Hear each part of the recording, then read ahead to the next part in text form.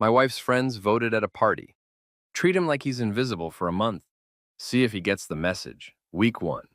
She came home to find all my things gone and a note on the counter. Invisible means gone. Her frantic calls started at 9 p.m. It all started on a Friday night that smelled like cheap wine, Bath and Body Works candles, and bad decisions disguised as empowerment. My wife, Clara, had declared it girls' night, which in our house meant I was banished to the background like an unpaid butler in my own home. I wasn't even mad at first. Every husband knows the drill. They drink, they vent, they act like life with us is an endurance sport. Usually I just throw on a game, stay out of sight, and pray they don't start a group therapy session loud enough to drown out ESPN. But that night had a different kind of vibe. There was too much laughter, too many fake Yas Queen toasts, and the faint sound of betrayal brewing under all that Pinot Grigio. Clara and her 4 closest friends, Heather, the self-proclaimed energy healer, Megan, who thinks owning a ring light makes her an influencer, Lisa, the HR manager who turns every sentence into a policy violation, and Jolene, who's been divorced twice but talks like she's an expert on marriage, were all camped out in the living room.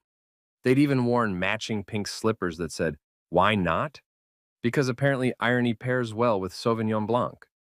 I was in the kitchen making nachos because I'm the kind of idiot who still tries to be a good host, even when I'm the punchline of the night. The cheese was melting, the chips were perfect, and life was almost peaceful until I heard my name. "You should try the invisible treatment," Heather giggled. "Ignore him for a month. See if he finally appreciates you." I froze mid-grate, cheese dangling off the shredder like it was eavesdropping too. Ignore me for a month? Was this a joke or a TikTok challenge I hadn't heard about? Then came the laughter. Big, cackling, "we're all in this together" kind of laughter. And right in the middle of it, Claire's voice, clear as day, tipsy but deliberate. "Okay, let's vote." There was a pause, the kind that comes before bad ideas get officially approved by people with nothing to lose. Then, yes, yes, oh, hell yes. And one reluctant, "I don't know, that seems kind of mean." 4-1. The motion passed. I stood there behind the kitchen door, holding a plate of nachos like a rejected contestant on The Bachelor and listening to my wife and her cheer squad declare emotional warfare on me like it was a game night theme. "All right then," Clara announced proudly, clinking her glass. "For 30 days, I won't talk to him, text him, or acknowledge him. If he doesn't notice or react, well, then we know where the problem really is." Excuse me? We know where the problem is. "Lady, I've been funding your group's bottomless mimosa brunches and matching Boss Babe mugs for years, and now I'm the test subject in your self-love experiment." The irony hit me like a cold slap of reality. They were sipping Chardonnay, plotting my psychological destruction in a house I paid for, with furniture I assembled, and still couldn't get credit for choosing the right wall paint. Jolene, the twice-divorced marriage guru, chimed in, "It'll be empowering, Clara." Men take us for granted because we always react. This time, make him sweat. "Oh, he will," Claire said with a confidence that made me want to check if I'd accidentally wandered into a witch coven. "He'll realize what it's like to be ignored." Heather snorted. "Girl, if I ignored my ex, he'd throw a parade." Everyone laughed again. Meanwhile, I was thinking, you people really have no idea who you're dealing with. I'm not the type to crumble under silence. I've been married long enough to know sometimes quiet is the best peace you'll ever get. But I didn't interrupt their little summit. No, I stood there taking mental notes like a documentary narrator. And here in the wild suburban habitat, we observed the female herd forming a temporary alliance to test emotional manipulation techniques on the male species. They were so proud of themselves, so sure they were reinventing feminism, one passive-aggressive stunt at a time. At one point, Megan asked, "What if he doesn't even notice?" "Oh, he'll notice," Clara said, twirling her wine glass like a Bond villain. "He can't go 5 minutes without making a joke just to get a reaction. Let's see what happens when I give him nothing." I had to admit, she wasn't wrong. I am a talker. Sarcasm is my native language. But still, this was bold, even for her. I peeked around the corner just in time to see them taking selfies with duck lips and peace signs captioning it manifesting boundaries. The sheer audacity made me want to laugh out loud, but I bit my tongue. Let them have their fun. Because while they were busy toasting to independence, I was busy planning my counterstrike. When the party finally died down around midnight, the battlefield looked like a Chardonnay crime scene, wine stains on the rug, cheese crumbs everywhere, and enough perfume in the air to give a man asthma. Clara stumbled to bed, humming some girl power anthem, probably thinking she was the Rosa Parks of marital silence. I followed her quietly, brushing my teeth while she scrolled her phone and pretended I didn't exist. Usually, she'd comment on my loud brushing, but not tonight. Not a word. The experiment had officially begun. I got into bed, stared at the ceiling, and couldn't help but smirk. "So this is how it's gonna be, huh?" I whispered to the darkness. No response, obviously. But her breathing pattern changed. The kind of fake sleeping that only happens when someone's waiting for you to break first. Cute! I turned off the light and rolled onto my side and thought about how insane it was that 5 grown women with college degrees spent an entire evening designing an emotional Cold War instead of, I don't know, therapy. Somewhere in the house, a wine knot. Slipper squeaked against the floor, and I swore it was mocking me. The next morning, the silence continued. She moved around like a ghost, floating between rooms with her coffee mug and self-righteousness. I almost laughed when she poured cereal into her bowl without offering me any, like that was going to shatter my spirit. But here's the thing. I've survived worse. I've survived family reunions with my in-laws and waiting in line at the DMV. I can handle quiet. Still, I couldn't help but feel something shift. Not sadness exactly, more like disbelief wrapped in amusement. She actually thought this was going to fix something. To her, this was a grand psychological experiment. To me, it was the green light I didn't know I needed. Because if she wanted invisible, fine. I could vanish so hard she'd think Houdini was my life coach. Later that afternoon, Heather texted Clara, and I accidentally glimpsed her phone lighting up. "How's the experiment going?" Followed by a string of winking emojis. I almost snorted my coffee. Experiment. Like I was a lab rat they were collectively trying to starve of attention. Joke's on them. I thrive in chaos. By evening, she'd doubled down. No talking, no looking at me, no acknowledging my existence. Even when I passed by her to grab a beer, she shifted like I was air. Normally, that kind of thing would tick me off, but instead, I felt this slow, satisfying smirk crawl across my face. She had no idea she'd just unleashed something she couldn't control. As the night wound down, I stood in the doorway, watching her scroll through her phone on the couch, pretending to be unbothered. The same couch I bought, by the way, after she said my old one didn't fit the aesthetic. I thought about walking over, kissing her on the forehead, and whispering, "You're really going to regret this." But I didn't. I just turned off the lights on my way to bed and let her sit there in the dark, lit only by her phone screen and misplaced confidence. Because deep down, I knew something she didn't. Silence is a two-way street. And while she was busy proving a point, I was busy preparing for my freedom. She thought this was about making me appreciate her. What she didn't realize was that it was about to make me remember myself. So yeah, that's how the party vote went down. A bunch of tipsy women sitting around my living room, turning my marriage into a science project while wearing matching slippers and giggling like high schoolers. I didn't crash their party. I didn't say a word. I just stood there, nachos in hand, thinking, "Congrats, ladies. You just declared war on the man who pays for your spa coupons." And for the first time in a long time, I felt something that had been missing for years: anticipation. They thought they were voting for control. They had no idea they'd just nominated me for revenge. The next morning, I woke up to the sound of absolute nothing. No good morning, no, "You forgot to close the toothpaste cap again," no sound of coffee being brewed, just silence. The kind of silence that feels intentional, like someone muted your life for dramatic effect. At first, I thought maybe she was just in a mood. Maybe she slept wrong or realized she'd ordered the wrong shade of yoga mat again. But then it hit me. The experiment had officially begun. The Invisible Husband Initiative, courtesy of Clara and her little council of wine witches, was now live. I glanced at her side of the bed. Empty, perfectly made, like a hotel room that had been checked out of emotionally. The woman was committed. She'd left before me, and the faint smell of her expensive hair product lingered in the air like a taunt. I got out of bed, stretched, and muttered to myself, "All right, Houdini, let's see if you can handle your own magic trick." By the time I made it to the kitchen, Clara was already there, dressed in her "I'm pretending to have it together" athleisure outfit. Leggings, messy bun, the whole suburban warrior look. She was making coffee, her back to me, scrolling on her phone. Normally, she'd glance over and give me one of those "don't talk to me until caffeine hits" nods. Not today. I said, "Morning," loud enough to shake the fridge magnets. Nothing, not even a flinch. She just took her mug, turned, and glided right past me like I was a hologram.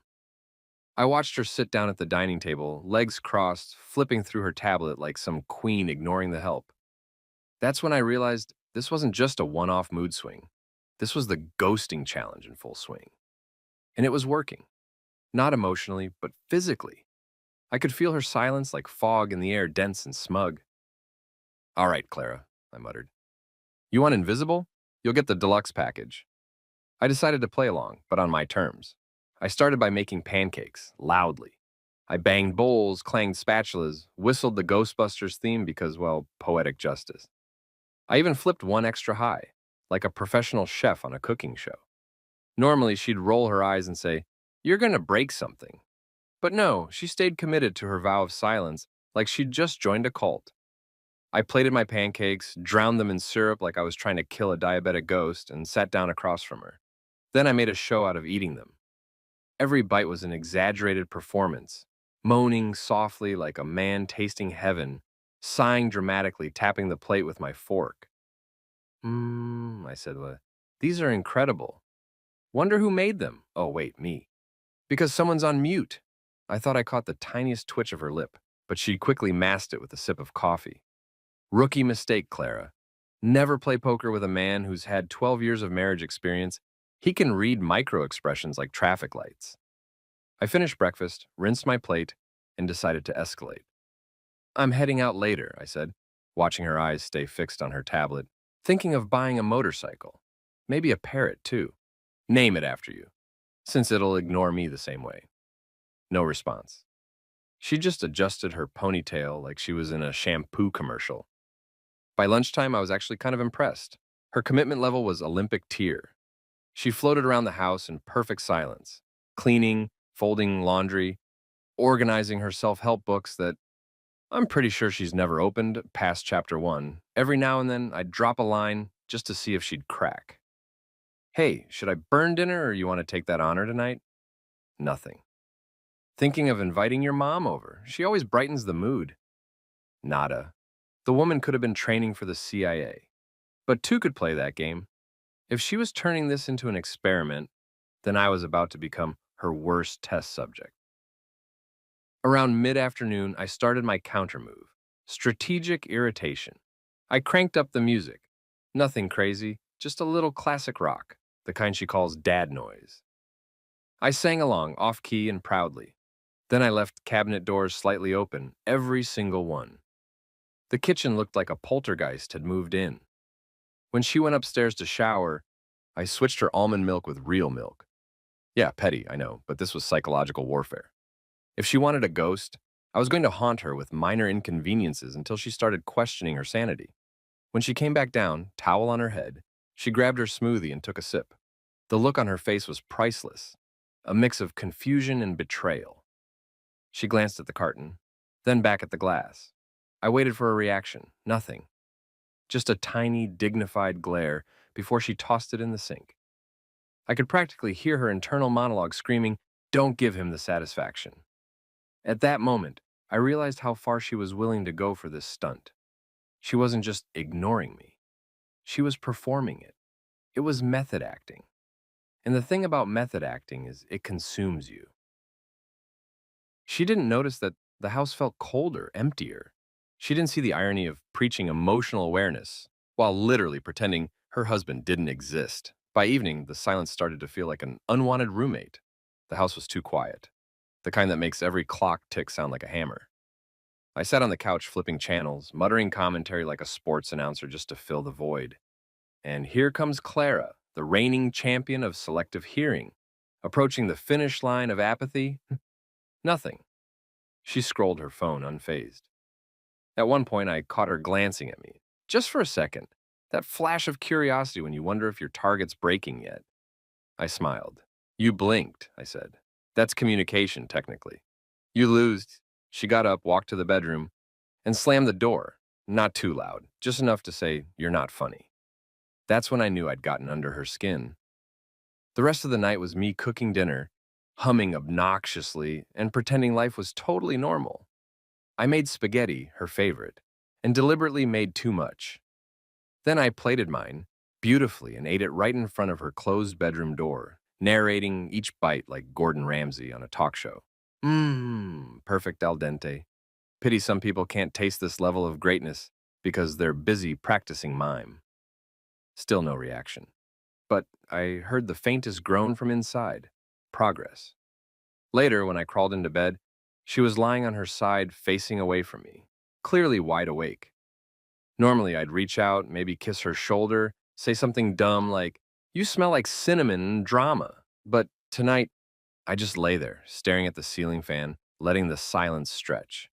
It was strange how peaceful it felt. I wasn't angry, more entertained than anything. For years, I'd been the talker, the fixer, the guy who'd say, "Let's just talk it out." Now, for the first time, I didn't have to, and that realization hit harder than expected. She thought she was teaching me a lesson about appreciation, but all she was doing was showing me how easy it was to live without the noise, without the constant, "Did you pay this bill?" or "You never noticed my hair." Don't get me wrong, I loved Clara once, deeply, but love doesn't mean signing up to be someone's emotional science project. As I drifted off to sleep, I couldn't help but whisper, "Fine, you want invisible? You'll get David Copperfield on steroids." The next morning, I woke up before her and made breakfast again. Pancakes, extra syrup, the same showy performance as yesterday. But this time, it wasn't to get her attention. It was to remind myself that I didn't need it. She thought I'd cave in, beg for conversation, start apologizing for crimes I didn't commit. Instead, I found something dangerous brewing inside me, peace mixed with amusement. When she finally came down, still silent, still pretending not to notice me, I looked up from my plate, smiled, and said casually, "You know, this might be the best week of my life." And for the first time since the party, she almost cracked. Her jaw clenched, her nostrils flared, the universal sign of female fury suppressed for dignity's sake. I savored it like dessert. She turned, stormed off, and I thought, oh, this is going to be fun. Because day one of her ghost experiment hadn't broken me, it had awakened me. I wasn't the test subject anymore. I was the control group that decided to burn the lab down. By Monday, the silence in the house had aged like bad cheese, stale, funky, and impossible to ignore. Day one had been amusing, like watching a toddler hide behind the curtains and thinking you couldn't see their feet. But day two, it was theater. Clara was fully in character now, floating around like some tragic Victorian ghost who used to own the estate and was doomed to haunt it forever. She'd perfected the art of the silent sigh, the meaningful glance, and the "I'm too evolved for your petty human presence" aura. And me? I was the audience that refused to clap. The first real test of my patience came that morning. I'd misplaced my favorite blue shirt, the one that made me look halfway decent in work meetings, and asked, "Hey, you see my shirt?" Normally she'd yell from another room, "In the laundry basket where you left it like a grown toddler." But not this time. She walked right past me, hair perfectly curled, face set like she'd taken a solemn vow to out-zen the Dalai Lama. No reaction, not even a raised eyebrow. I could have burst into flames in front of her, and she probably would have called it character development. That's when I realized she wasn't just ignoring me, she was thriving on it. She'd turned our home into a stage for her experiment, and I was the unwitting participant in her silent TED Talk about emotional awareness. I decided to give her performance some competition. If she wanted to act like I didn't exist, I'd become the most entertaining ghost she'd ever encountered. I started small, tiny, haunting acts. I left kitchen drawers half open, rearranged her skincare products so the labels faced backward, replaced her almond milk, again, with regular milk, and hid the TV remote in the freezer. Nothing too crazy, just enough to make her question reality in small doses. The trick to psychological warfare isn't chaos, it's subtlety. You don't make someone snap, you make them wonder if they're snapping on their own. By noon, the house was quiet except for the sound of her typing away at her laptop. Clara worked remotely for a marketing firm, which meant she spent 80% of her time on Zoom pretending to enjoy other people's ideas. I made myself a sandwich, sat across from her, and loudly crunched chips while scrolling my phone. Every bite echoed like gunfire in the silence. I could see her nostrils flare just slightly. Progress. Want one? I asked, holding out the bag. She didn't look up, but I caught the faintest twitch in her temple. A micro frown. The kind you get when your soul itches but your pride refuses to scratch it. Suit yourself, I said, popping another chip. Your loss. These are the jalapeno ones. Burn so good like our marriage. She typed faster, probably emailing her therapist or updating the group chat. Day 3, he's eating aggressively. I think it's a cry for attention. Oh, sweetheart, you have no idea. Around 2 p.m., she got up for a Zoom call, which meant I had my window to escalate. I snuck into her home office, replaced her fancy ergonomic chair with one of the old squeaky ones from the garage, and adjusted her desk lamp so it pointed directly into her eyes. Then, I left the room and waited in the kitchen with a beer, listening. Hi, everyone, she chirped, overly sweet. Squeak! The chair betrayed her immediately. She shifted. Squeak, again. It was glorious. I could practically hear her brain melting behind that professional smile. She muted herself. Mid-meeting, probably cursing under her breath. That's when I texted her, "Your ghost is watching." She looked at her phone, saw the message, and froze. For a split second, her eyes flicked toward the kitchen doorway where I was standing with the world's most innocent grin. Then she rolled her eyes, deleted the message, and went back to pretending I was a hallucination. I saluted her silently and took another sip of beer. She was good. I'll give her that. That night, the ghosting reached level 2, psychological Cold War. I'd been cooking dinner, steak medium rare, because I still had standards. And when I brought the plate to the table, she already had her salad ready, sitting across from me. She didn't look up, didn't even pretend. We sat there like two contestants on a reality show called Who Will Crack First? The only sounds were the sizzle of the steak and the delicate crunch of her kale leaves. At one point, I looked straight at her and said, "You know, I read somewhere that couples who eat in silence tend to resent each other less." Nothing. I leaned in, but I'm pretty sure it was written by someone divorced twice. Her fork froze for half a second. I smiled. Touché, huh? She finished her salad, stood up, and took her bowl to the sink. No words. Just the click of ceramic against stainless steel. Then she walked upstairs, back perfectly straight, dignity on full display. I almost applauded. When she disappeared from view, I exhaled and muttered, "Well, congratulations, Clara. You're officially the world champion of petty commitment." I leaned back in my chair and took in the silence. The house felt hollow, like it had been drained of color. For a brief second, I wondered if this was what loneliness felt like. Then I remembered. This wasn't loneliness. This was liberation disguised as discomfort. She thought she was teaching me a lesson about appreciation, but what she didn't realize was that I was quietly writing my exit plan between bites of dinner and spoonfuls of cereal. I started to see her differently that night. Not the woman I married, but the one she'd become. Always right, always righteous, always surrounded by a committee of yes women who told her she was a goddess for not speaking to her husband. It was both absurd and sad. Somewhere between her book clubs that never finished books and her yoga retreats that somehow required luxury hotels, Claire had replaced connection with performance. So, I started documenting everything. I'm not talking about filming or journaling like a lovesick poet. No, I took mental notes. Her patterns, her reactions, or lack thereof. It was almost fascinating how much energy it took to pretend indifference. She had to constantly not look at me, not talk, not acknowledge. Imagine how exhausting it must be to pretend you don't care while secretly waiting for me to break. That's when the first real crack appeared. Late that night, I was brushing my teeth when I heard her phone buzz in the bedroom. Normally, she'd check it immediately. Claire's phone was like a fifth limb. But she hesitated this time. Then curiosity won. She grabbed it, glanced at the screen, and sighed. I pretended not to notice, but my brain filed that away. The group chat had probably gone quiet. Maybe her friends were losing interest in the grand social experiment. Maybe Jolene was busy scaring another boyfriend off. Who knows? I went to bed a few minutes later, lying down beside her in silence.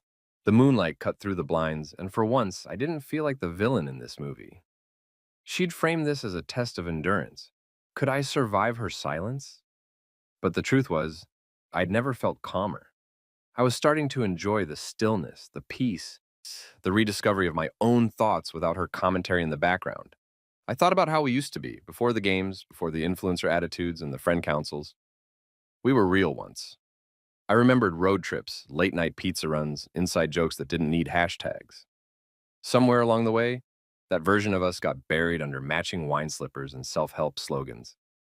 As I stared at the ceiling, I thought, maybe this is what clarity feels like. Not the cheesy kind from relationship podcasts, but the real gritty kind that creeps in when you're forced to sit with truth. The truth that maybe I wasn't the only one who'd stopped trying. Maybe we both did. And that realization didn't hurt. It freed me. The next morning, Clara left early again, probably heading to her spin class to center herself. I watched her car pull out of the driveway and couldn't help but chuckle. She thought she was in control of this experiment, but what she didn't know was that the ghost she'd created was learning how to disappear on purpose. After she left, I sat on the porch with a cup of coffee, scrolling through apartment listings on my phone. I didn't have a plan yet, but the seed was there. A small, dangerous thought whispering, you could actually walk away. You don't need permission. You don't need applause. The silence had stopped feeling like punishment. It had become a mirror. And what I saw in it wasn't the invisible husband she wanted me to be. It was a man remembering that he used to exist outside of her approval. So, while she was out there perfecting her silence, I was quietly mastering something far more powerful, detachment. And soon I'd take that detachment and turn it into freedom. Because in this little domestic ghost story, she thought she was the one haunting me. But the truth, I was already halfway gone. By midweek, I was done being the science project in Clara's silent enlightenment experiment. She thought she was running a case study on male emotional growth. In reality, she'd accidentally sponsored the birth of my exit plan. Call it Operation Freedom Prep, the quietest rebellion in suburban history. While she floated around the house, pretending I didn't exist, I was turning invisibility into strategy. Spies have burner phones and code names. I had spreadsheets and a Google Drive labeled miscellaneous tax documents, which, if the IRS is reading this, was a lie so harmless it should qualify as a charitable act. The morning it began, I woke up before sunrise. Clara was still asleep, wrapped in her comforter like a burrito of emotional detachment. I slid out of bed, grabbed my laptop, and brewed coffee strong enough to clean engine parts. The silence that used to bother me now worked like meditation music. No small talk, no judgmental sighs about screen time, no questions like, do you really need 3 streaming subscriptions? Lady, yes, I do. Netflix, Hulu, and HBO Max are the only stable relationships I've got left. I opened my banking app and started the audit. Joint account, hers, mine, ours, and holy hell. Apparently, a part time charity foundation called me. Between yoga retreats, candle subscriptions, and something called Crystal Renewal Weekend, my paycheck had been moonlighting as her spiritual sugar daddy. I scrolled through the list like a detective examining evidence of a crime. $489 at Bliss Haven Spa, $220 at Lululemon, $137 for book club supplies. Spoiler, I checked the closet. Not a single damn book, unless you count the decorative one that says Live, Laugh, Love in cursive font. I sat back, exhaled slowly, and muttered, all right, Clara, you want it invisible? Let's see how you like invisible money. I opened a new savings account in my name only. The name of the account? Single and Spectacular. It felt both ridiculous and empowering, like wearing sunglasses indoors. I started moving small transfers over, nothing too suspicious. 50 bucks here, 100 there. I'd learned from years of marriage that large financial movements trigger marital clairvoyance. Somehow she could ignore me for days, but smell a missing $200 like a bloodhound. By breakfast, I had a basic financial firewall in place and a backup email address set up. I even changed my bank password from our wedding date to something more fitting. Bye, Clara 2020. Petty? Absolutely. But when you've been voted invisible, pettiness becomes performance art. Clara came down around 8, wearing her new silk robe, bought on my dime, obviously, and carrying her phone like a shield. She walked past me, silent, dignified, probably telling herself she was manifesting boundaries. I sipped my coffee and smiled at her like a man who knew a secret. Because I did. She was still pretending not to see me, and I was quietly preparing for the day she'd have to. After she left for her midweek mental wellness workshop, translation, gossip brunch with her friends, I started the physical cleanup, digital and literal. Every man who's ever watched a heist movie knows preparation is key. I backed up all my personal files, tax records, work contracts, sentimental photos. I even downloaded copies of old emails where she'd guilt trip me into family vacations we couldn't afford. Not that I plan to use them for anything dramatic, but revenge tastes better with documentation. While I organized files, I noticed my old photography folder buried in the corner of my hard drive. There were pictures from road trips we'd taken years ago, before she replaced laughter with lifestyle branding. There was one shot of her sitting on a picnic blanket, sunlight in her hair, looking like someone who still believed in us. I stared at it longer than I wanted to admit. Then I closed it. That woman didn't exist anymore. The one upstairs was just an algorithm of her former self, optimized for aesthetics, not emotion. By noon, I was running errands like a man on a covert mission. I stopped by the bank under the guise of needing cash for home repairs and opened a small safe deposit box. Nothing crazy, just a folder with my documents, backup keys, and the emergency credit card she didn't know existed. The banker asked, "Would you like to list your spouse as an authorized user?" I smiled so wide I think my molars gleamed. "No, thank you. Let's keep this one ghost-proof." After that, I swung by an electronics store and bought a new phone.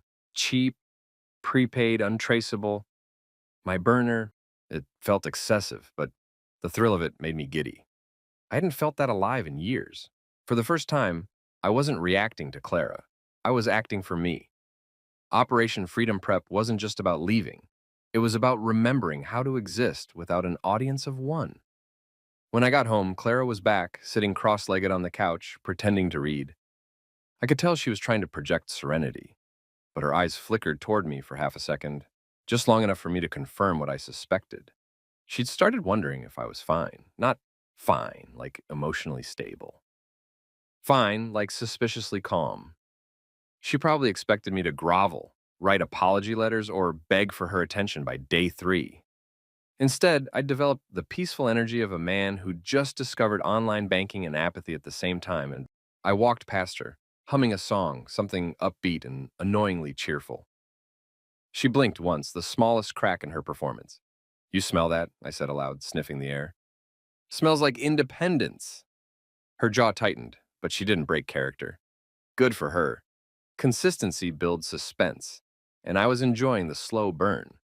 Later that evening, while she was on the phone with one of her friends, whispering in that performative, half-loud tone women use when they want you to overhear, I sat at my desk finalizing my relocation spreadsheet. Step 1, financial extraction. Check. Step 2, apartment search. Work in progress. Step 3, emotional detachment. Surprisingly ahead of schedule. I added a few side tasks, like canceling our shared gym membership, she never goes, and switching our Amazon account passwords. She once ordered a $90 handmade Aura bowl using my card. When I asked what it was for, she said, "It balances energy." I said, "It balances your credit limit, that's for sure." She didn't laugh. Of course, now she didn't speak at all, so progress? By the time dinner rolled around, I'd built an entire secret empire of autonomy. My own financial lane, my own documents, my own plan. The power of silence had flipped. What she designed as punishment had turned into permission. That night, I caught her in the living room on FaceTime with her friends. "He's different," she whispered. "Like he's not even here anymore." The irony almost made me choke on my water. Not here anymore? That's rich considering you started the pretend he doesn't exist movement. I didn't interrupt, though. I just walked through the room, grabbed a beer, and made sure to whistle a tune.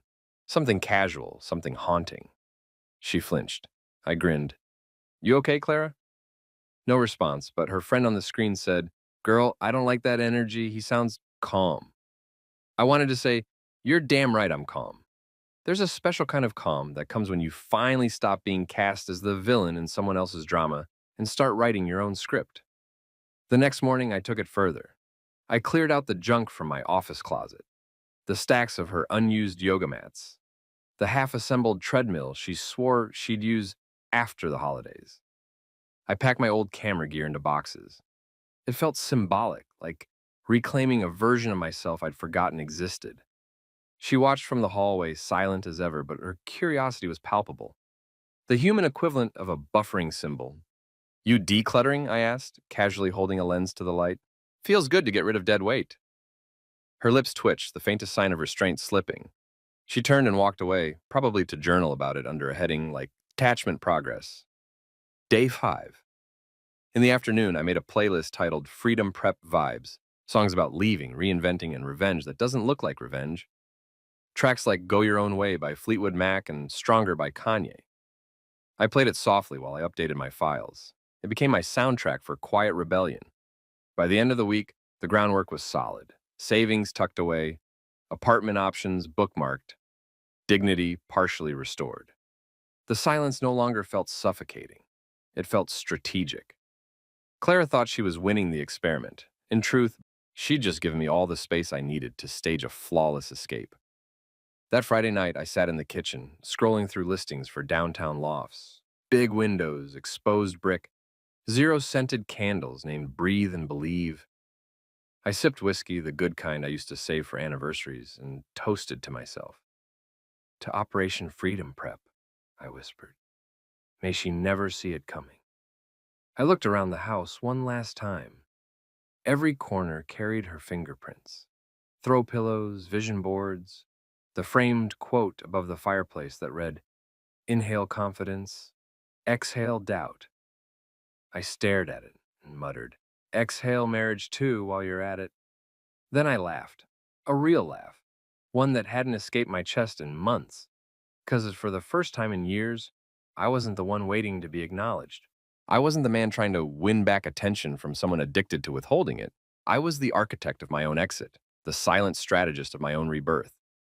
She wanted invisible? Well, I was almost ready to disappear, permanently. Somewhere between Clara's silent breakfasts and her award-winning eye rolls, I remembered something dangerous.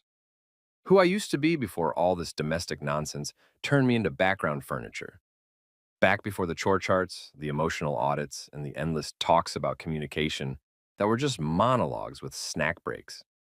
I used to have interests, hobbies, a personality that didn't revolve around, did you fold the towels correctly? I wasn't just Clara's unpaid therapist or human ATM. I was a guy who actually enjoyed things. Photography, hiking, game nights with friends who didn't need a group vote to decide whether to speak to me. Hell, I used to laugh. A real belly laugh. Not the polite, please don't get mad chuckle I'd perfected over the years. It hit me one Wednesday morning. I was halfway through my coffee, staring at the empty chair across from me, where Clara usually sat, scrolling through her phone, pretending to read mindfulness quotes. The silence was so thick you could butter it. And for the first time in weeks, I didn't feel irritated. I felt curious. Curious about what happened to that guy who used to wake up excited about something other than surviving the day without an argument. I stood up, opened the closet, and found my old camera bag sitting in the corner like a loyal dog that had been waiting for its owner to come home. I unzipped it, and there it was, my DSLR. A little dusty, but ready. When I held it, I swear I heard my sanity sigh in relief. Well, look who's back, I muttered. The camera didn't answer, obviously, but it felt like it wanted to. I wiped off the lens, stepped outside, and took my first photo in years. The subject? My reflection in the coffee maker on the porch table. I looked like a man halfway between a breakdown and a breakthrough. Bedhead, tired eyes, but smirking like I was in on a secret no one else knew. The shot was terrible technically, but it felt good, like pressing reset on my brain. From there, I wandered the neighborhood snapping photos of random things, sunlight bouncing off mailboxes, a squirrel giving me side-eye, an old man walking his dog who nodded like he knew exactly what I was doing. It wasn't about composition or art. It was about breathing again, about proving I still existed outside the role of husband under silent investigation. When I came back inside, Clara was at the kitchen island, typing furiously on her laptop like she was drafting a United Nations peace treaty. She looked up for half a second, then immediately backed down, pretending she hadn't seen me. Classic. I smiled and walked right past her. Don't mind me, I said, half to myself. Just rediscovering joy. No reaction, but her typing got faster. Passive-aggressive Morse code. I uploaded my photos that afternoon, and for the first time in months, my laptop screen wasn't just spreadsheets or shared budgeting apps that made me feel like I was on financial parole. It was color, light, texture, life. I started editing, and one picture of that squirrel came out so absurdly good I laughed out loud. A real laugh. Not one of those short, safe ones that don't echo in the house. Clara peeked from her office door for half a second, confused by the sound of happiness that didn't require her involvement. Later that evening, I posted a few shots online, just for fun. Nothing fancy, just a caption that read, "Getting back to basics." Within an hour, an old buddy from college, Ethan, commented, "Bro, you still alive?" I replied, "Barely, but the ghost is plotting his resurrection." He sent a laughing emoji and said, "Dude, we gotta grab a drink." It felt strange and amazing to have someone reach out without it involving bills, responsibilities, or emotional scorecards. Ethan and I used to go hiking every other weekend before marriage turned weekends into chore marathons. The man once convinced me to climb a mountain in the rain just for the view. Now I was proud if I made it through a silent dinner without telepathically screaming. That Friday, I met Ethan at a bar downtown. Claire thought I was working late. I let her think it. The place smelled like beer, freedom, and bad decisions. The holy trinity of single guy nostalgia. Ethan showed up in a flannel shirt, hair a little grayer, but still rocking the same smug grin that said, "I told you marriage was a trap." "Dude, look at you," he said, slapping me on the back. "You look, well, honestly, like someone who just escaped a hostage situation." "Close enough," I laughed. "My wife's conducting a social experiment where she pretends I don't exist. Spoiler alert, it's going great for me." He laughed so hard his drink almost spilled. "Wait, for real? Like total silent treatment?" "Full ghost protocol," I said. "She's so committed, I'm thinking about submitting her to the Guinness Book of Records." He grinned. "Man, I forgot how funny you are. You used to roast everyone in college. What happened?" "Marriage," I said flatly. "Turns out, humor's only appreciated when it's not about their mother." We talked for hours about old times, stupid jobs, our favorite teachers, and the dumb dream we had of opening a photo cafe someday. "You'd run the camera side, I'd run the espresso machine," he said, reminiscing. "We even had a name, Shutter and Shot." "Yeah," I said, smiling. "Feels like a lifetime ago." "Maybe not," he said. "You're already taking pictures again. Baby steps." When I left the bar, I felt lighter, like the silence at home couldn't reach me anymore. Claire might have muted the marriage, but she hadn't muted my life. The next morning, she noticed the change. Oh, she wouldn't admit it, but I saw it. I woke up humming, made coffee, even whistled. She sat there pretending to read, but every cheerful sound I made was like static in her meditative void. At one point, she slammed her book shut, louder than necessary, and stood up to refill her coffee. "Rough read?" I asked, smiling. She gave me the death glare and walked off. Translation: he's not supposed to be happy. That's when it really hit me. She wasn't ignoring me to make me reflect. She was ignoring me to maintain control. The silence wasn't a lesson. It was a leash. But here's the thing about leashes. Once you realize you can slip out of them, they stop working. That afternoon, I took a long drive to a nearby trail with my camera. The kind of place where the air actually smells like air. I hiked alone, snapping photos of trees, streams, and one particularly judgmental-looking deer. It felt like my brain was finally exhaling after years of holding its breath. Halfway through the hike, I sat on a rock overlooking a small lake. I took a photo of the water, but it came out blurry because my hands were shaking.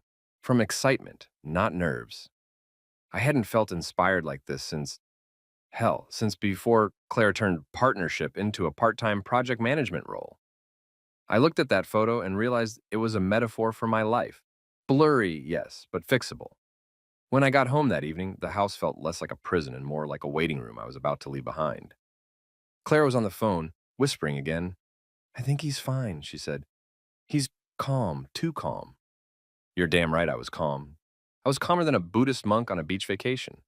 Because once you remember who you are, no one can weaponize silence against you. That night, I edited more photos and sent one to Ethan. He replied, Bro, that's sick. You ever think of selling prints? The idea made me laugh at first, but then it stuck. I hadn't just rediscovered a hobby. I'd rediscovered a skill, something that made me feel useful, creative, alive. The next few days, I spent hours shooting. City streets, sunsets, people walking dogs. One old lady even asked if I was with the paper. I told her no, but it made me smile like maybe I could be. I uploaded the best shots to an online portfolio. Within a week, someone messaged me about buying one. It wasn't much, 50 bucks, but it felt like $1 billion validation. Meanwhile, Clara's silence started to crumble around the edges. She wasn't saying anything out loud, but the body language screamed panic. She'd hover near me, waiting for a reaction that wasn't coming. She'd walk into the room, then out again, like she was trying to create opportunities for me to speak first. But I didn't bite. I was too busy living. The final straw came when I caught her scrolling through my photography page on her phone, thinking I wouldn't notice. Her thumb froze over a comment someone left. "You've still got it, man. These are incredible." I didn't say a word. I just smiled, grabbed my camera, and headed out the door. For the first time in years, I didn't feel like I was escaping my home. I felt like I was walking towards something. Something real. Something mine. The air felt fresher. The sky looked bluer, and even the sound of my car starting felt like applause. That's when I knew. This wasn't just a phase. This was the beginning of my comeback. I wasn't the invisible husband anymore. I was the man who'd remembered how to exist outside the suffocating radius of someone else's ego. And damn, did it feel good to be back. By the time Friday rolled around, I'd gotten used to the peace.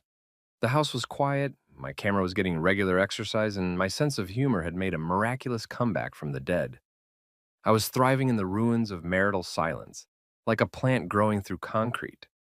But apparently the universe, or maybe Claire's group of Chardonnay philosophers, wasn't done testing me. Because that night, the signs of the apocalypse started showing up. Not the biblical kind, though honestly, frogs raining from the ceiling would have been less horrifying than what I heard coming from downstairs. Claire's friends. Again. Now, don't get me wrong, I have nothing against women hanging out and drinking wine. What I do have a problem with is when said hangout doubles as a propaganda rally where my name is the unofficial drinking game. Every time someone said, "He doesn't get it," they'd take a sip. Every "you deserve better," they'd finish the glass. It was basically the Clara Liberation Olympics, and I was the uninvited villain. I was upstairs editing photos, headphones on, feeling productive. When I heard the doorbell, my stomach sank. There was only one species of visitor that rang our doorbell, that confidently on a Friday night, tipsy moral support. Within minutes, I could hear heels clicking, laughter echoing, and that familiar chorus of, "Oh my God, Clara, you look amazing." Translation: "You look the same, but we're polite." I peeked out the window and saw the lineup: Heather, Megan, Lisa, and Jolene, all clutching bottles of wine like emotional support animals. "Great," I muttered. "The coven has convened." I debated sneaking out the back door, but decided against it. No, not this time. Let them have their little summit. I'd stay upstairs, mind my business, and enjoy the show from above. So I sat back at my desk, camera in hand, editing the contrast on a photo of a tree that, ironically, looked like it was flipping someone off. Fitting. But then I heard my name again. Always starts the same way. Low, whispered, conspiratorial. "So, how's the experiment going?"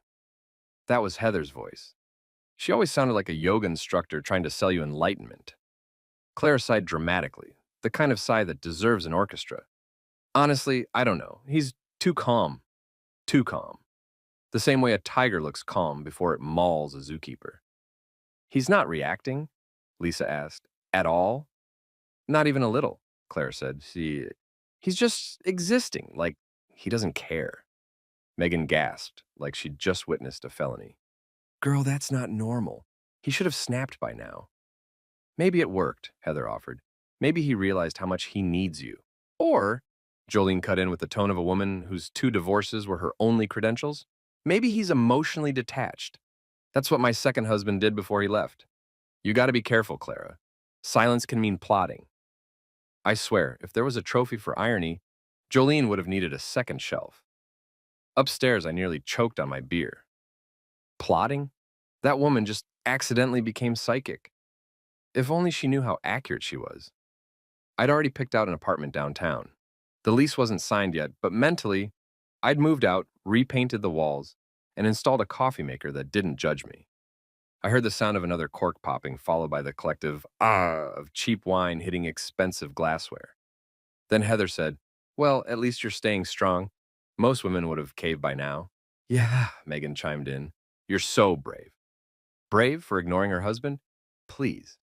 I wanted to lean over the banister and shout, "She's not on the front lines of emotional warfare.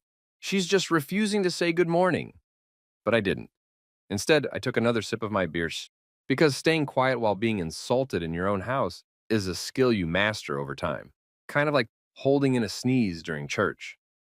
As the night went on, their laughter grew louder, sloppier, more self-congratulatory. The conversation shifted from relationships to astrology. Lisa said she refused to date Geminis ever again because they were emotionally unpredictable. I wanted to yell, "Lisa, you married a guy named Brad who runs a pyramid scheme. Maybe it's not the stars." Around 10 p.m., I heard Heather's voice again. "So, do you think it's working? The silent treatment?" There was a pause. Then Clara said something I'll never forget. "I thought it would, but he's not reacting the way I expected. It's like he's fine without me." The room went quiet for a second. I could practically feel the energy shift. Then Jolene said, "Oh, honey, he's bluffing. Men always act calm before they crumble. Give it time." Oh, Jolene, bless your bitter little heart. I wasn't bluffing. I was renovating my life. I leaned back in my chair, staring at the ceiling, smiling to myself. It was wild to think this all started because of a girls' empowerment night. Now, weeks later, Clara was sitting downstairs realizing her little social experiment had backfired. She'd tried to make me invisible, but all she'd done was highlight how replaceable she'd become in my daily routine. I heard them clink glasses again, probably toasting to growth or feminine energy or whatever new slogan their favorite podcast told them to worship this week.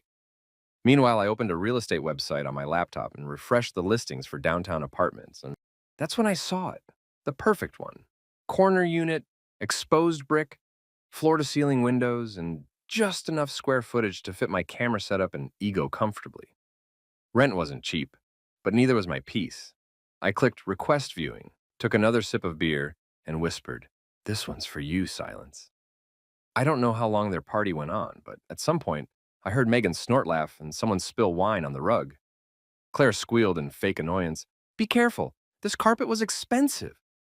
I rolled my eyes so hard I saw my soul leave my body. "Yeah," I muttered, "and so is your therapist, but we all make bad investments." By midnight, the laughter turned into giggles, the giggles into whining. I heard the sound of a bottle rolling across the floor, followed by Heather slurring, "Clara, you're like glowing though. This is good for you. Good for her.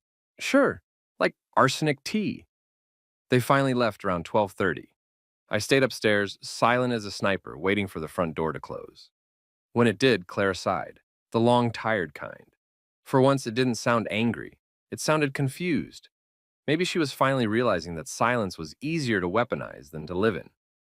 I peeked through the banister just enough to see her sitting alone on the couch, surrounded by half-empty glasses and women's magazines promising 10 ways to manifest love. She looked smaller somehow, like the armor had slipped. Her phone buzzed, probably one of her friends texting, "You did great tonight." She didn't respond, just stared at the wine in her glass like it held answers. For a brief second, I almost felt sorry for her, almost. But then I remembered the laughter, the votes, the smug, ignore him initiation night, and that sympathy evaporated faster than her Pinot. She wanted invisible. I was just giving her the deluxe version. I went back to my desk, opened my messages, and found an email from the leasing agent about the apartment. "Viewing available Tuesday at noon." I grinned. Perfect. I typed back, "Confirming appointment. Let's make it happen." When I finally crawled into bed, Clara was already there, pretending to sleep. I could tell by the uneven breathing, too dramatic to be real. I stood there for a moment, watching her back rise and fall, thinking how strange it was that two people could but live inches apart and be galaxies away. I whispered, "You're right, Clara. Silence is powerful." Then I climbed into bed, careful not to disturb her, and closed my eyes. The next morning, I woke up to a rare sound, her voice. Barely audible, but there. "Good morning," she said softly, like testing the air. I didn't respond, not out of spite, out of balance. She'd built this wall. I was just honoring the architecture. She waited, maybe expecting me to leap at the olive branch, but I didn't. I just took a slow sip of coffee, checked my email, and said to myself, the apocalypse has begun. Because once the silent one starts speaking again, it's never about reconciliation. It's about fear. And fear, my friends, was the first true sign that the end of this marriage had finally arrived. By the following Tuesday, I was done pretending I lived in a home. At that point, it was just a well-decorated battleground with scented candles and passive aggression. I'd spent the weekend in silence, the kind that makes your soul itch, while Clara floated through the house like a disappointed ghost who regretted haunting the wrong person. I'd made up my mind it was time to execute the Great Disappearing Act. The plan I'd been mentally drafting for weeks was finally ready to go live. The funny thing about leaving isn't the decision itself, it's the logistics. You start realizing just how many fingerprints you've left on a place. Coffee mugs, mail, socks under the couch, random tools in the drawer you swore you'd organize next weekend. Every object becomes a small reminder of the life you're about to ghost. I woke up that morning with one goal: get out clean, get out quiet, and get out before Clara's Pilates class ended. She left around 8:45, wearing her overpriced yoga outfit, sipping her green sludge smoothie like it was holy water. "I'll be back around 10, she said, voice casual, maybe testing if I'd answer. I didn't, just gave a polite nod and a sip of my coffee. She shrugged and left, probably thinking she'd won another round of silence. Oh, honey, if only you knew this was the last conversation you'd ever half have with me. As soon as her car backed out of the driveway, I sprang into action. I'd already packed the essentials in my mind 100 times. Now it was showtime. I started in the closet, my half anyway, because her side looked like a boutique exploded. I folded my clothes methodically: jeans, shirts, suits. The basics of a man reclaiming space. It wasn't sadness that hit me as I packed. It was clarity. Like when you finally delete an app that's been draining your battery for months. I threw everything into boxes I'd grabbed from the storage room the night before: clothes, camera gear, laptop, toiletries, and my coffee maker. Because if I'm starting a new life, caffeine's coming with me. I paused at my dresser looking at the framed wedding photo. We were smiling back then, genuinely, naively, stupidly. I picked it up, stared for a few seconds, then set it face down in the drawer. Some memories don't deserve wall space. Next came the important stuff: documents, chargers, that extra debit card I'd hidden behind the emergency flashlight, which, by the way, had never seen an emergency outside of bad lighting.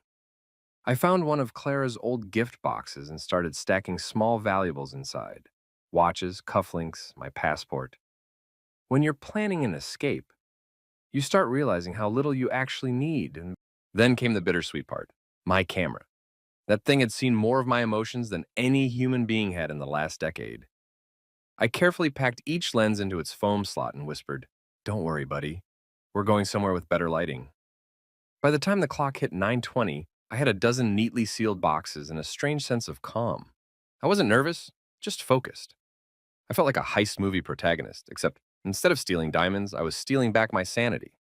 I called the moving company I'd scheduled under the name D. Hale because Merritt was still too traceable to joint paperwork. "We're set?" I asked. "Yes, sir," the guy replied. "Our driver's out front." "Perfect," I said. "And hey, maybe skip the honking, yeah? Let's keep it low-key." He chuckled. "Understood. Quiet getaway. Got it." I walked outside, nodded at the driver, a guy named Luis, with a friendly smile and zero curiosity, and helped load the boxes. We moved fast. It took 20 minutes tops. When the last box hit the truck bed, I looked back at the house. Every window looked the same, but I felt nothing. No attachment, no nostalgia, just relief. The kind that fills your lungs after you've been holding your breath for years. Before I left, I went back inside one last time. The house felt bigger now, emptier, echoing with the kind of silence that finally made sense.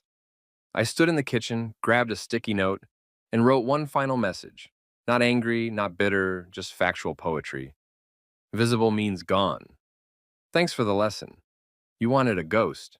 You got one. I stuck it on the counter, right under the fruit bowl. She kept stocked for aesthetic purposes. I added the house keys on top, took a deep breath, and walked out the door without looking back. As I slid into my car, I turned the ignition and hummed the most fitting song that came to mind, Staying Alive by the Bee Gees. Yeah, it was dramatic. But after months of emotional taxidermy, I deserved a soundtrack.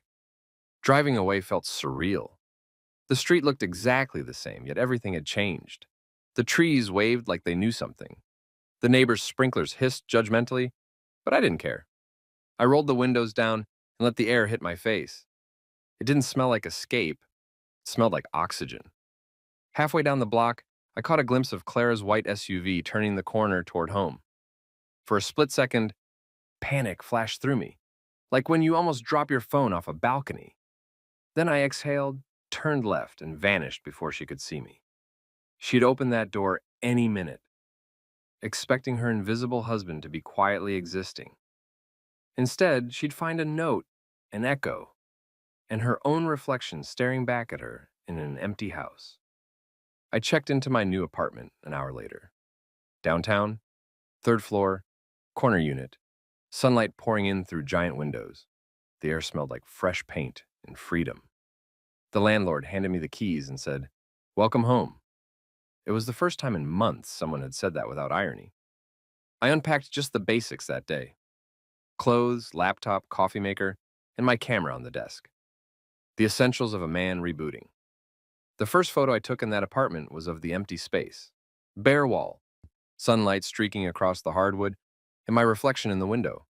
It wasn't artistic, but it was honest. The caption I posted online: "New light, new life."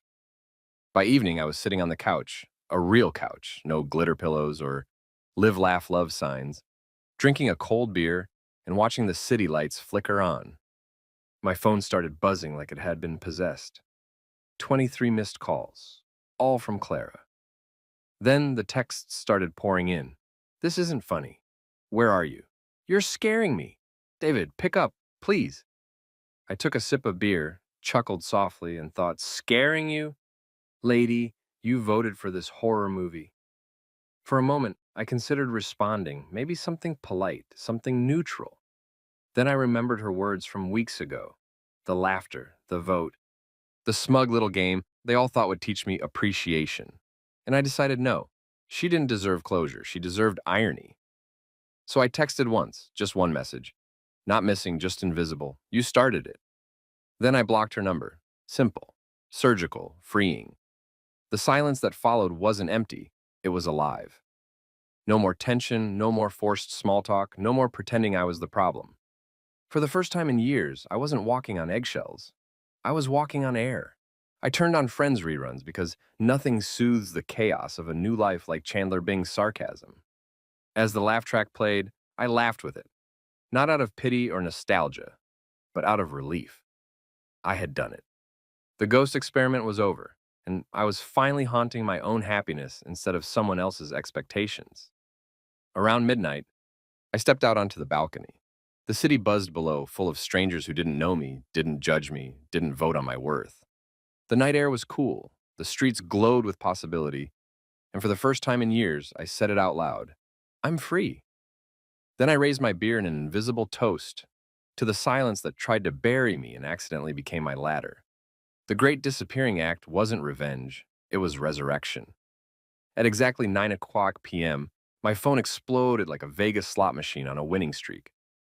The screen lit up with Clara's name over and over, calls, texts, voicemails, like she'd just discovered I'd been abducted by aliens and they took the Wi-Fi too.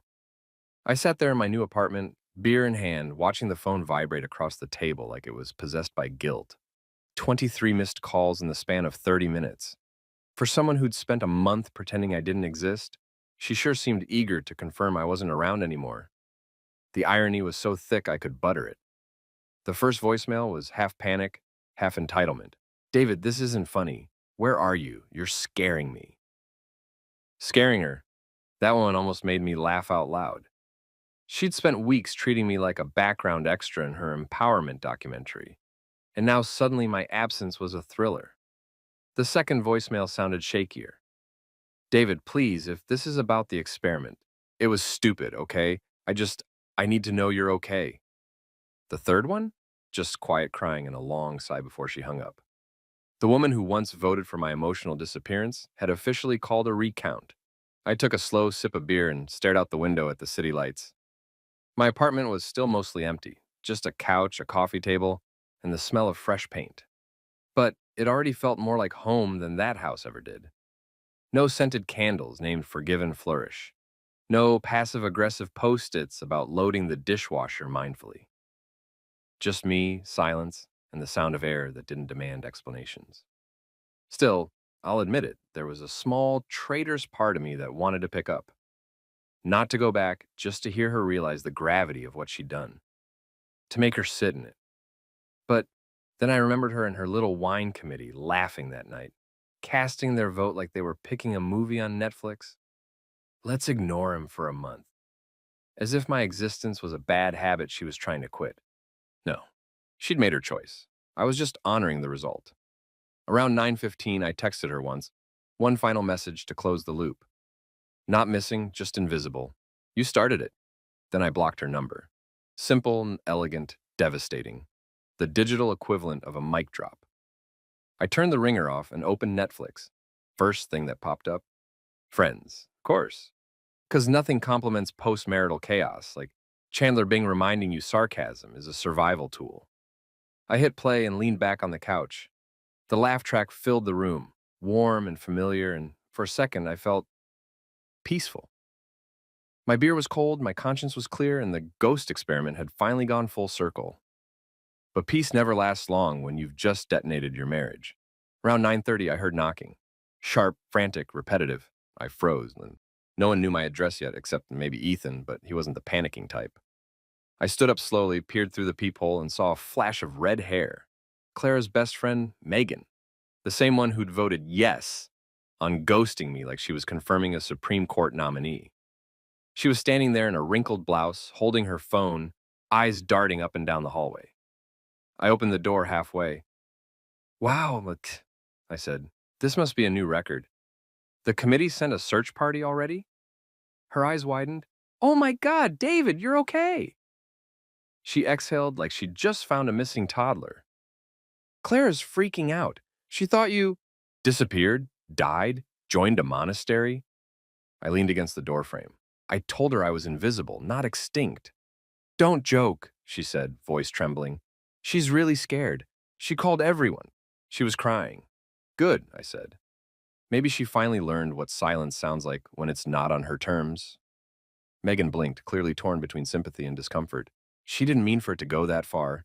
It was supposed to be a reset. Make you appreciate her again. I snorted. A reset? You people turned my marriage into a group project, and now you're shocked it failed the assignment. David, she's sorry, Megan said. She didn't think you'd actually leave. That's the thing about experiments, I said. Sometimes the subject evolves. She stared at me, silent for a moment, then sighed. You sound different. I am, I said simply. Different is what happens when you stop living for applause. Megan looked around the apartment, clearly realizing I was serious. You really moved out. Full time, I said. No trial separation, no dramatic finale, just done. She bit her lip. I should tell her you're safe, at least. Tell her whatever helps her sleep, I said, closing the door gently. But don't expect me to pick up when she calls again. After she left, I leaned against the door for a moment, listening to her heels echo down the hall. My heart wasn't racing. It was steady, calm, almost eerily so. I hadn't realized how exhausting survival mode was until I stepped out of it. I walked back to the couch, turned the volume up, and watched Joey attempt to speak French like a broken record. For the first time in years, I laughed without worrying who was listening.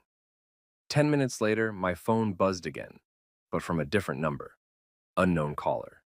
I ignored it. Then again, then again. Persistent. I finally picked up. This is David, I said flatly. David, it's me. Her voice cracked like static. Please don't hang up. For a second, I didn't say anything. I just stared at the city lights outside, letting her voice sit in the air like smoke. You've got 30 seconds, I said finally. I, I'm sorry, she stammered.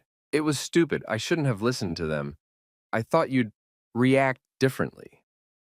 Yeah, I said. I was supposed to beg, right? Ask what I did wrong, make grand romantic gestures until you decided I'd learned my lesson. No, that's not. Save it, Clara. You didn't want a husband. You wanted a student. Silence on her end. For once, she didn't have a defense ready. She whispered, I didn't think you'd actually go. I smiled sadly. That's the problem. You never thought I could. She started crying softly. I could picture her sitting on that same couch where this all began, surrounded by the ghosts of her little empowerment circle, realizing the silence she invented had swallowed her whole. I let her cry for a few seconds, then said quietly, Clara, you taught me something valuable. What? She asked through tears. That peace and loneliness aren't the same thing. Peace is when someone else's noise stops mattering. Please, she whispered, just come home. We can fix this. Home. That word used to mean something. Now it just sounded like a place where happiness went to die politely. There is no we anymore, I said. You voted that away. David, I hung up. Blocked the new number too. No more loops, no more debates. Some stories end without applause. This was one of them. After that, I sat there in silence. The real kind, not the manipulative kind. The city outside hummed like background music. Somewhere below, a siren wailed faintly, followed by laughter from a nearby rooftop bar. Life was happening all around me, indifferent to the drama I'd just escaped. That's when the adrenaline finally hit. I wasn't sad, I wasn't angry, I was free and terrified by how good that felt. I grabbed my camera and stepped out onto the balcony. The streetlights flickered below, painting the road in golden shadow. I started snapping pictures, light trails of passing cars, the reflection of my face in the window, the faint blur of movement in the city that didn't stop for anyone's heartbreak. Every shot felt like a declaration. I exist, I am visible, and I'm done being someone's ghost. When I came back inside, I poured another beer and sat cross-legged on the floor. My phone was silent now. No calls, no texts, no interruptions. The absence of noise was almost sacred. For the first time since that ridiculous party vote, I felt like I was finally hearing my own thoughts. I thought about everything Clara had said, about the experiment, the regret, the apology that came too late. And somewhere deep down, under all the bitterness, there was something that almost resembled gratitude. Because without her silence, I never would have remembered my own voice. Without her control, I never would have built my escape. By 11 p.m., I'd stopped checking the clock. I wasn't counting days or waiting for reactions anymore. I was done performing. I lay down on the couch, stared at the ceiling, and whispered to no one in particular, You did it. You actually disappeared. I laughed quietly, not the cynical kind, the relieved kind. The kind you make when you realize the worst is over and somehow you survived it without losing your mind. When sleep finally came, it wasn't restless or shallow. It was deep, dreamless, clean. And in the apartment of a man once declared invisible, the only thing that moved that night was peace. The thing about peace is, it always feels suspicious at first. Like after years of living with emotional landmines, you start wondering if the silence is just the calm before the next explosion. But in my case, the explosion had already happened. I'd pulled the pin myself. Clara's meltdown, the blocked numbers, the friend showing up at my door like she was auditioning for CSI Marriage Edition, all of it had passed. Now, there was just stillness, and damn, it was intoxicating. The first morning after my grand vanishing act, I woke up to sunlight hitting the walls instead of the sound of judgmental sighs. No one hovering in the kitchen pretending to meditate. No one reminding me to live with intention. I was free to live with coffee, that's the only intention I needed. I poured myself a cup, stepped onto my balcony, and took in the view. The city alive beneath me, car horns, construction noise, life. It was chaos, sure, but it was my chaos. I hadn't realized how loud peace could be until I heard it without Clara's curated quiet sitting on top of it. I snapped a photo of the skyline because apparently I'd turned into that guy who documents his healing journey one sunrise at a time. The caption I posted was simple. Reconstruction phase. Within minutes, a couple of my buddies commented, "Damn, didn't know therapy could look this good." Speaking of therapy, Clara was definitely in some form of it. Voicemail therapy. My blocked call log was proof. Even when you block a number, your phone politely tells you how many times that person's tried to reach you, like some kind of digital gossip. 32 attempts in 2 days. I wasn't flattered, I was fascinated. The woman who had weaponized silence now couldn't stand her own echo. On the third day, an email came through. Subject line, "Please, just one conversation." It was from Clara, of course. The message started with, "I understand if you hate me," and ended with, "I still have your sweater." She wrote it like she was the tragic heroine of a romantic movie that had accidentally been downgraded to a documentary. I didn't respond. I just deleted it, poured another cup of coffee, and texted Ethan instead. "Bro, I think I'm accidentally thriving." He replied instantly, "Careful, that's how self-improvement starts." He wasn't wrong. The photography gigs started coming in faster than expected. Word spread online after I sold a few prints, and suddenly I had actual clients. One lady wanted me to shoot her French bulldog in natural light that conveys his emotional complexity. I charged her double just for using that sentence. At night, I started jogging again. I'd forgotten what it felt like to move for no reason. No fitness goal, no smartwatch tracking my worth, just me, music, and the city. The first run felt like shedding an old skin.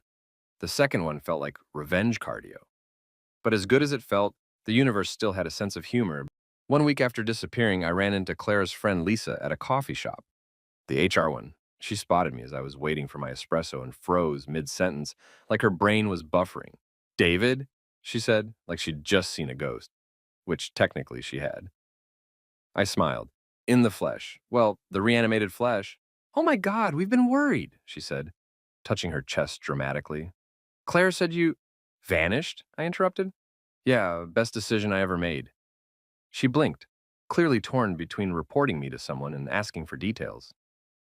She's she's not doing well," Lisa said carefully. "Shocker," I replied. "Actions have consequences." "Who knew?" "She misses you," she said, like it was supposed to be profound. "She missed me while I was there too," I said. "Difference is, now it's quieter." Lisa frowned. "Don't you think maybe you could talk it out?" I laughed. "Talk?" "Lisa, these people held a vote to stop talking to me. You think I'm running for re-election?" Her face turned crimson. "That's not fair." "No," I said, cutting her off. "What's not fair is making someone feel invisible in their own house, and then crying when they actually disappear." She didn't have a comeback for that. She just nodded awkwardly and said, "I'll tell her you're okay." "Sure," I said, grabbing my coffee, "but make sure you tell her I'm better than okay. It'll ruin her day in a poetic way." By that evening, I was back in my apartment, editing a new batch of photos. Street shots this time, raw, gritty, alive. I didn't even realize what I was doing until halfway through. I was documenting freedom, the small things. A couple laughing at a bus stop, a guy feeding pigeons, the chaos of life that existed without permission. Clara used to say, "You're so distracted lately." Turns out I wasn't distracted. I was suffocating. Now I had oxygen and I was addicted. Around 10 p.m., I got a text from an unknown number. "Please just meet me once. No cameras, no sarcasm." I didn't respond. Sarcasm was my love language. Without it, I might as well be mute. Besides, she was too late. There's an expiration date on apologies, and hers had passed like spoiled milk. Instead, I called Ethan. "She's still reaching out," I said. He laughed. "You're famous, man. You ghosted your wife so hard you became folklore. I should get royalties," I said. "They can call the movie The Man Who Took Silence Literally." Ethan chuckled. "You're not going back, right?" "Not even for the dog," I said. "You didn't have a dog." "Exactly." The next morning, I woke up to find my photography account blowing up. Someone had shared one of my city shots on a local art page, and it got hundreds of likes overnight. The caption someone wrote under it said, "There's freedom in solitude." I couldn't have said it better myself. Funny how Clara spent years telling me to express myself, but only on her terms. as long as it didn't threaten her version of peace. Now here I was, finally doing it, and it had nothing to do with her. Still, I'm not heartless. Every now and then I thought about her, not with longing, but with curiosity. What was she doing? Did she ever sit in that empty house, staring at the spot where I used to sit, realizing she'd created the silence that swallowed her? Probably. But some lessons only stick when they echo. A few days later, I stopped by the art studio where I was renting space for my photos. The manager, a woman named Denise, looked at me over her glasses and said, "You've got something, you know. People like your stuff. It's raw, real." "Thanks," I said. "It's mostly therapy with better lighting." She laughed. "Whatever it is, don't stop." That night, I stayed up late editing again. The final photo I worked on was of the skyline at sunset, half the buildings glowing, half in shadow. It felt symbolic. Every man has that moment where he chooses which side to stand on. I saved the file under the title Aftermath JPG. Around midnight, another email came in from Clara. I didn't open it, but curiosity got me. I hovered over the preview line. It read, "I understand now. You weren't invisible. I was blind." I stared at it for a few seconds, then hit delete. Because understanding after destruction isn't redemption, it's regret with a thesaurus. The next morning, I drove out to the park with my camera. I passed couples arguing, kids playing, people living messy, loud, imperfect life. I sat on a bench, breathing in the noise. And it hit me that I wasn't angry anymore. I wasn't even bitter, just done. Because the true aftermath of any war isn't about who won, it's about who walks away and never looks back. And me, I walked away whistling. 2 months later, I walked into a downtown art gallery wearing the same leather jacket Clara once said made me look like a man in denial about turning 40. Denial or not, it fit perfectly. And it felt poetic, because tonight, the man she made invisible was about to hang on a wall for everyone to see. Literally. My first photo exhibition had opened, and the crowd was thicker than I expected. People were sipping champagne, pretending to understand art, tossing around words like composition and emotional texture. I stood near the back, letting it all sink in. The lights, the laughter, the quiet buzz of admiration. My name, David Merritt, through the silence, glowed on a small sign at the entrance. I had laughed when the gallery owner suggested that title, but now it felt perfect, fitting. Every shot hanging on those walls had been born out of that month of madness. The ghosting, the departure, the rediscovery. Photos of streets, faces, reflections, skies, all threaded together by one thing. I'd taken them when no one was speaking to me. Turns out being ignored makes for great focus. "Excuse me," a woman's voice said beside me. I turned to find a young reporter holding a notepad and a smile so bright it could power the room. "Are you the artist?" I smirked. "Depends on whether people are buying.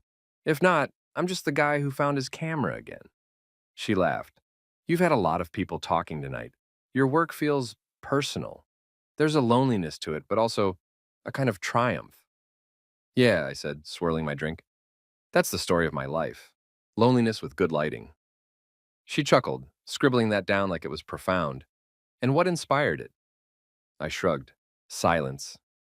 She looked up, confused. "Silence?" "Yeah, the kind where you stop talking to someone because you think it'll teach them a lesson, and instead it teaches you what freedom sounds like." She blinked, probably wondering if I was speaking metaphorically or clinically depressed. I smiled and excused myself before she could ask follow-ups. As I drifted through the crowd, I caught bits of conversation. "This one's haunting," someone said near a shot of a foggy bridge. "I love the loneliness in his cityscapes," another murmured. "I feel like he's telling a story we've all lived," said one more. They had no idea how literal they were.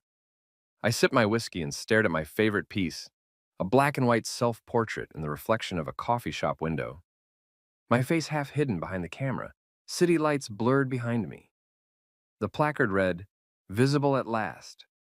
That's when I heard her voice, soft, hesitant, too familiar. "David?" I turned, and there she was, Clara, standing a few feet away, looking like guilt in heels. Her hair was shorter now, her expression quieter, her eyes red-rimmed but deliberate. For a second, I wondered if she'd bought a ticket or snuck in through the ventilation system. Clara, I said, calm as ever, didn't expect to see you here. No group vote this time? She flinched, but she didn't walk away. I heard about the exhibit, she said. I had to see it. I didn't think you'd actually… Actually what? I asked, sipping my drink. Recover? Exist? Do something meaningful without you supervising? She winced. That's not fair. Neither was ghosting me in my own house, I said. But life's all about balance. She glanced at the photos, eyes tracing them with a mix of admiration and regret. These are beautiful, she said softly. I didn't know you still had this in you. That's because you stopped looking, I said. She exhaled, voice trembling. You really left. Physically, yes. Mentally, I left months before that. I didn't mean to push you that far, she said. It was stupid. I thought it would make things better, not… Not what? Prove your point? Get your friends to clap for your bravery? I took another sip and looked her dead in the eye. You didn't just push me, Clara. You erased me. And then you were shocked when the eraser worked. She opened her mouth, then closed it. For the first time, she didn't have a script. I miss you, she whispered finally. I smiled faintly. You miss control. There's a difference. Her eyes filled with tears, but she didn't look away. You think I'm the villain here? No, I said. I think we both stopped trying. You replaced love with experiments. I replaced patience with sarcasm. The difference is, I grew out of mine.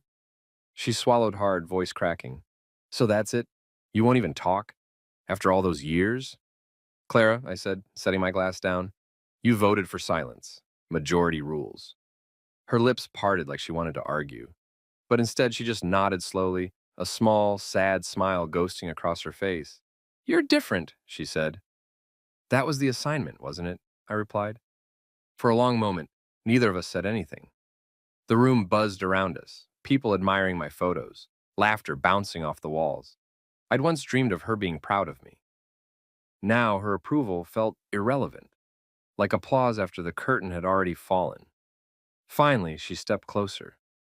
I'm glad you found your voice again, she said quietly. Even if it's not with me.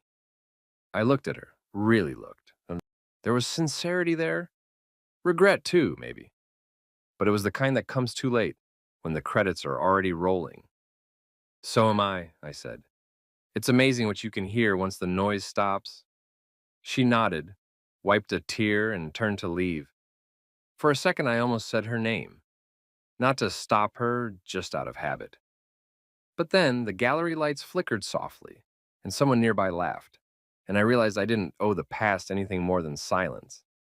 After she walked out, I stood there for a while, staring at that self-portrait again, the man half in shadow, half illuminated, the version of me she never saw coming. People came up, complimented my work, asked about commissions.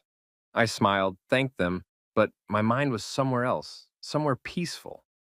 Later, after the crowd thinned, I went out onto the balcony behind the gallery. The city shimmered below, 1,000 lights blinking like distant applause. I took out my phone and snapped one last photo. No filters, no edits. Just the view from where I stood now. The caption I posted read, once you stop chasing validation, visibility finds you. I pocketed my phone and leaned against the railing, breathing in the night air. For the first time in years, I wasn't performing for anyone. I wasn't trying to fix, prove, or apologize. I was just… That's when Ethan appeared beside me, holding 2 plastic cups of champagne. Dude, he said, handing me one. The turnout's crazy. You're officially artsy now. Great, I said. Next thing you know, I'll start using words like juxtaposition and charging extra for it. He laughed, clinking his cup against mine. So, he said, how's it feel? Being visible again. I looked out at the skyline, lights reflecting in my glass. It's weird, I said. Being invisible was easier. No expectations, no noise. But this, I gestured to the city, the gallery, the night. This feels real. Messy, loud, alive. I'll take it. He nodded. Clara showed up, huh? Yeah, I said. Said she missed me. He smirked. Classic. I told her I miss me too, I said. Ethan grinned. That's cold, man. That's honest, I said. Honesty's the new warmth. We stood there quietly for a while, sipping champagne and watching the world move. Below us, cars honked, people shouted, laughter echoed, life refusing to stay quiet. You know what's funny? I said after a moment. All those years, she said I didn't appreciate her silence. Turns out, I just needed to hear my own. Ethan nodded, raising his cup. To the comeback. To visibility, I said, clinking mine against his. When I finally left the gallery that night, the air was cool, the streets glowing under flickering lampposts. I walked slowly, hands in pockets, not rushing anywhere for once. My reflection followed me in the shop windows, not the invisible man, not the angry ghost, but someone new, someone visible, grounded, and alive. And when people asked me later what happened to my marriage, I just smiled and said the same line every time. She wanted to make me invisible, so I disappeared. Best magic trick I ever pulled.